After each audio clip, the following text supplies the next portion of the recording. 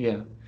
To me, it seems like the best coaches, how they come about to this point varies, but it seems like not only do you know the physical side, like, okay, we need to do this kind of workout to, work on your lactate threshold, and we need to improve your max power doing this. And, lots of coaches know that, but it seems like the best coaches to me have developed some way to have insights into what's happening with their athletes mentally. And oftentimes, at least in my opinion, it's people that have raced at a high level and dealt with like their own demons and figured out, Yeah. okay, this is how we get past all these things that are kind of chomping at our minds, to Yeah. not go faster for whatever reason. Yeah. And that was something that I felt like I had talent in, but I had, because I had been there and I'd struggled through, a fairly low end pro career and known that it's a lot less glamorous than you kind of see like in, people's Instagrams or in the magazines. There's a lot more there's a lot that goes into that high performance.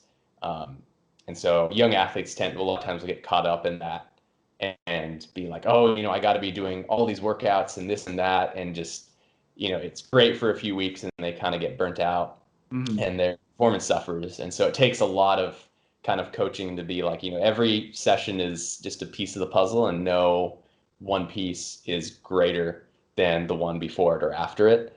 So Mm-hmm. keeping that in mind and trying to reinforce that in every athlete's head. This isn't, I'm really, I coach really on consistency.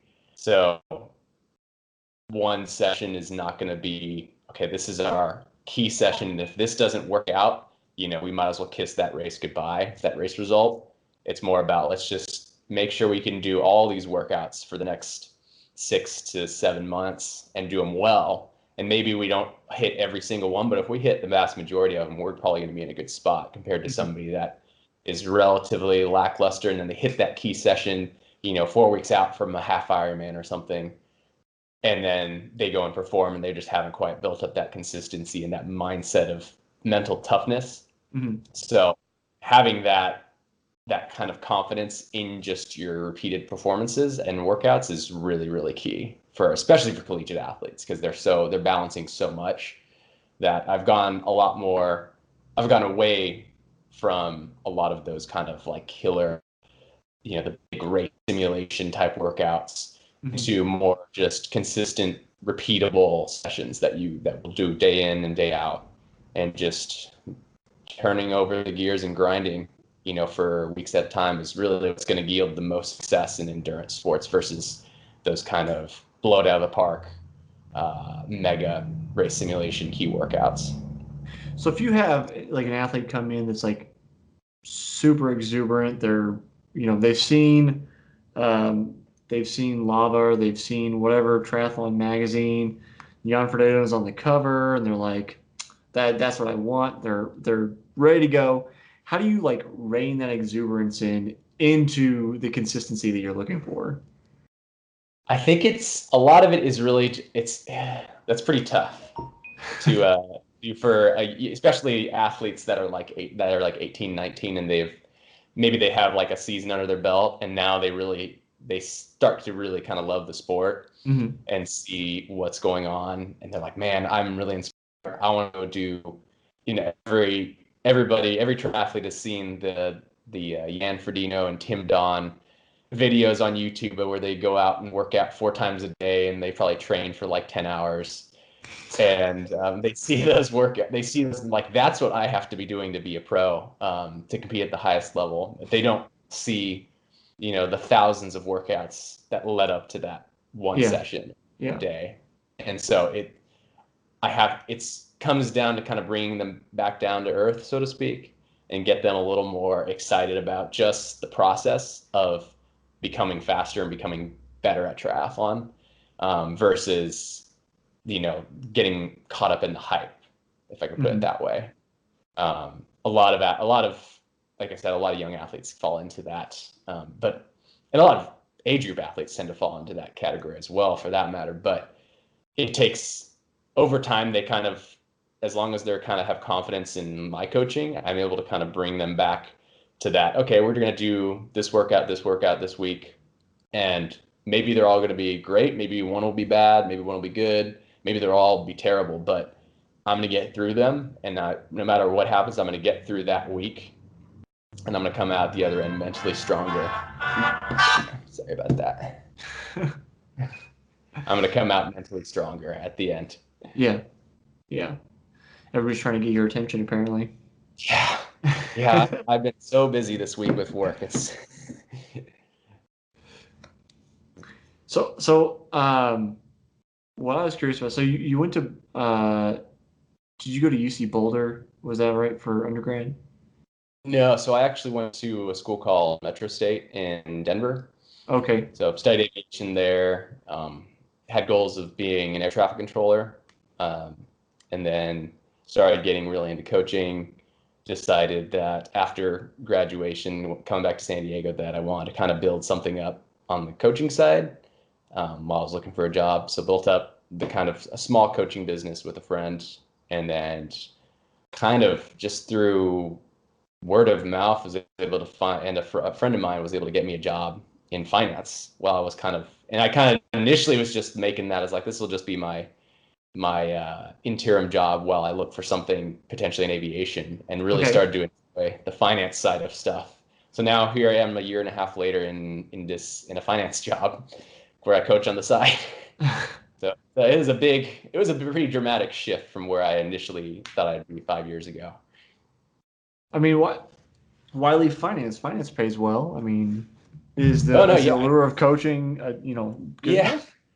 yeah. Oh no, it was keeping the finance, staying in finance is definitely kind of the goal now. And I really love San Diego. Mhm.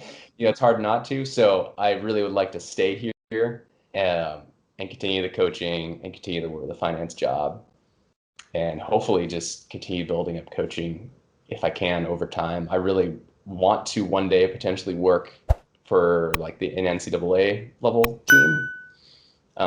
If that's down the horizon, if that comes to San Diego State or UCSD or some other school within a few years. But right now, really just kind of enjoying life. I'm really busy, but by and large, I'm having a lot of fun just doing what I am now. Yeah. The reason I asked about Boulder, I guess I just got that messed up. But if if you got roots in San Diego, my head is like, well, you're into triathlon, so why are you leaving San Diego to go to Colorado? And like, there's enough triathletes, like where Yeah, you already are. You're like, no, I don't like sunshine. I'd rather have arid yeah, mountain air. I'm just trying to figure out yeah, like how that transpired. yeah. So like, I went to a community college for a year and a half here in San Diego right when I graduated. And I wanted to go into aviation, and fortunately, they didn't have that here at any school in San Diego. Okay. So that was the number one factor initially. And I could have gone to probably two or three other schools, but I was okay. I could have gone to somewhere else in the country, or could have gone to Colorado. And well, Colorado is pretty good for triathlon. I was just getting into triathlon at that point, really kind of continuing to try to make that pro leap. And so I knew a coach that I wanted to work with as well. That was also in Boulder. I lived in Boulder for 2 years, but I went Okay. to school in Denver, so I kind of commuted 2 days a Oh, week. okay. That's where I So that got was lost. kind of that's where the kind of confusion came. But the yeah, so if they had the program that I wanted to study here in San Diego, I would have definitely stayed. But didn't work out that way. And I was definitely happy for my time in Colorado. It was a blast. I learned a lot. I trained really hard. I got Mhm. really fit. But in the end, definitely wanted to come back to San Diego for the sunshine and just the same reasons I'm still here. Well, makes sense. Like I said, I was like, in my head, San Diego is just beautiful every day. So, I feel like stereotypes don't come from nowhere. So, Oh there's yeah, probably, a kernel of truth there. Um, yeah, definitely. You pay for it though, unfortunately. well, everybody wants it. So then the price Yeah, goes up. And definitely. um, so, I mean, how do you, obviously, you're not doing anything with the aviation anymore, but like, what gets you interested in that as a kid? What says, okay, like I want to be like in air traffic control, like did you do also like an internship, but like did you shadow anybody? Like how do you even get Yes. started thinking about that? In high school, I wanted to be a pilot in high school. That was kind of that was my first kind of love and passion was in aviation and wanted to be a pilot. So really, really, really hardcore pursued that through high school and into college. Wanted to go initially like the Air Force Academy, didn't get in, um, and then just decided to continue studying aviation. Had talked with a lot of pilots at the time, so I actually flew. I learned to fly. I guess this is another little side note. I learned to fly before I learned how to drive, actually. Okay. So, um, Did you go through enough hours to get your pilot's license or no, I was in a program called the Civil Air Patrol when I was a teenager, and so they send cadets to like a flight academy, okay. and you get I think it's 10 or 12 hours of flight instruction on top of like ground school over like 2 weeks, and at the end, if you've trained well enough, you get to solo an aircraft. So I did that when I was 16. Went to the middle of nowhere, Nebraska, to do that. So went out there, did that. Really fell in love with flying and that was what I wanted to do for a long time. And still really want to get back into that as a hobby and as like my personal passion. But at the time, the economy wasn't really good for pilots and the aviation and airline industry in general.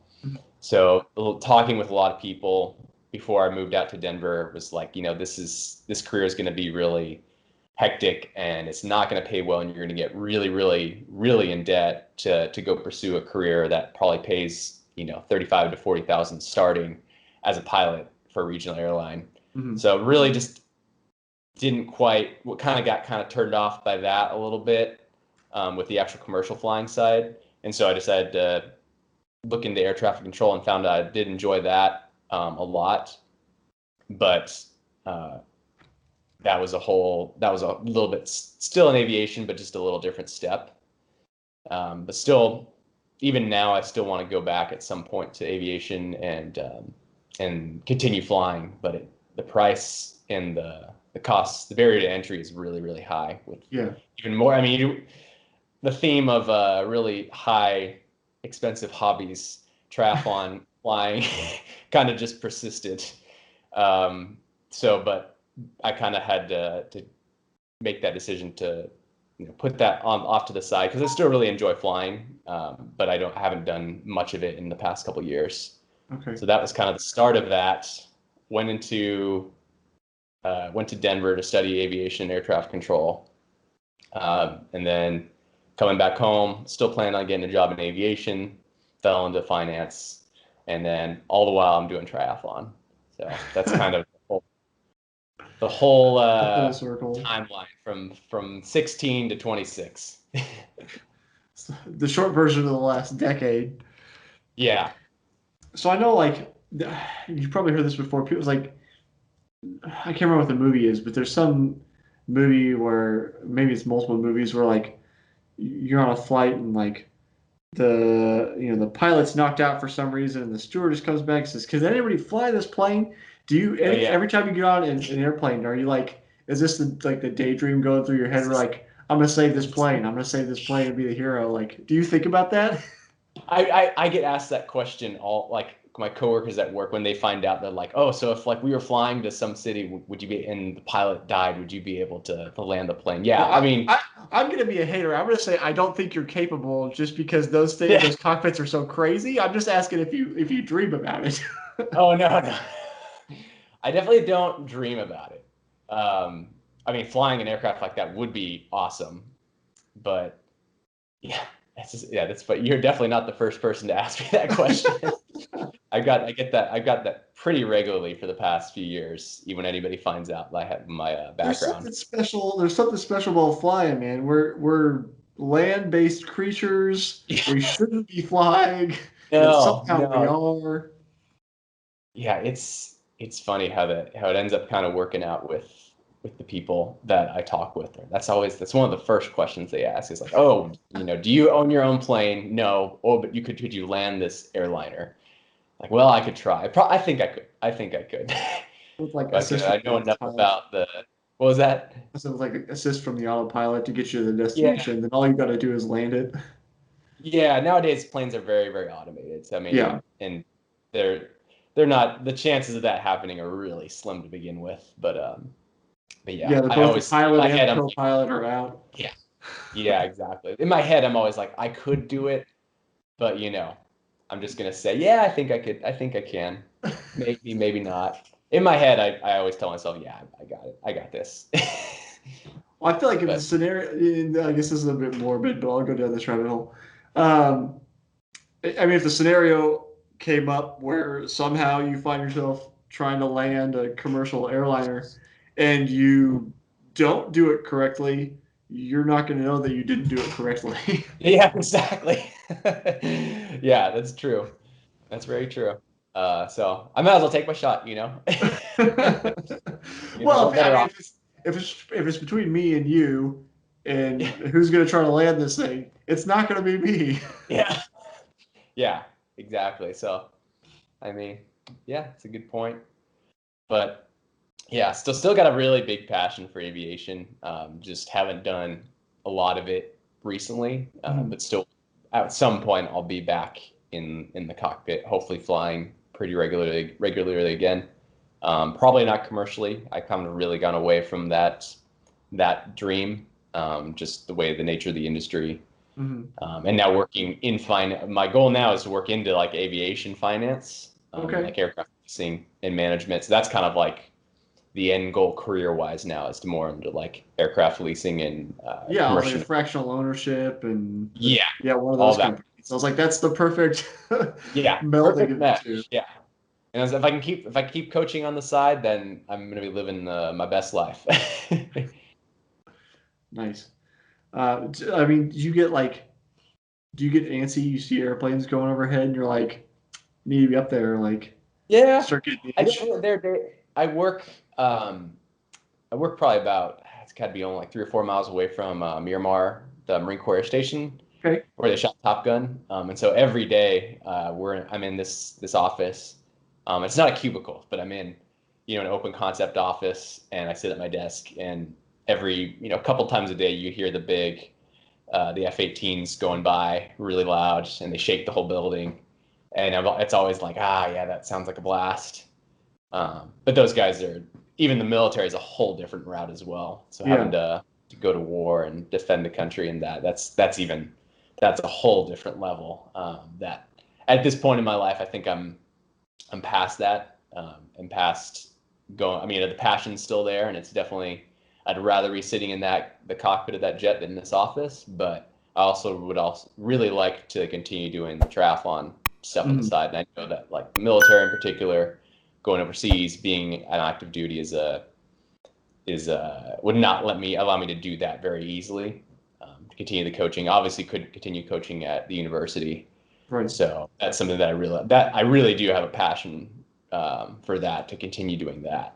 So if I can find a way to do all three of these, then I'm sitting pretty. But for now, I'll settle for the two. That's fair. I think you said earlier you had applied to the Air Force Academy. I did, yeah. I applied. I was decent academically in high school, but hindsight, I definitely was not at the level that the Air Force Academy needed in Okay. terms of like a GPA. But just and if I wasn't going to be going to a school like that on a full ride scholarship, I was going to be going to community college anyway. Yeah. So it wasn't that big of a blow not getting in, because I knew I still wanted to pursue aviation. I'd find a way in somehow, and that ended up Mhm. being Colorado. So I Yeah. got to kind of really foster the triathlon side of my life and Yeah. still study the aviation stuff. So you have to excuse me because I don't know anything about anything. I don't fly anything. But to me, it seems like there's kind of a divide where like people either want to learn how to fly a plane or they want to learn how to fly a helicopter. Do you have any desire to learn how to fly a helicopter? No, not really. I mean, it would definitely be if someone offered me like, we'll pay for you to learn how to fly a helicopter, and now you could be a helicopter pilot. I definitely wouldn't say no to that. But if I given the choice, I'm taking the plane for sure. Oh, it's a whole different. it's a different experience. And I've only Yeah. been on a helicopter a few times, but it's a very different. It's all obviously the same aerodynamic principles and whatnot, but the actual controls and the operational side of it is a little different. And I just didn't have as much of an interest in that. The helicopters only go so fast. I like kind Right. of going fast in the Okay. air uh, as well. So yeah, I definitely was more in the fixed wing side of aviation.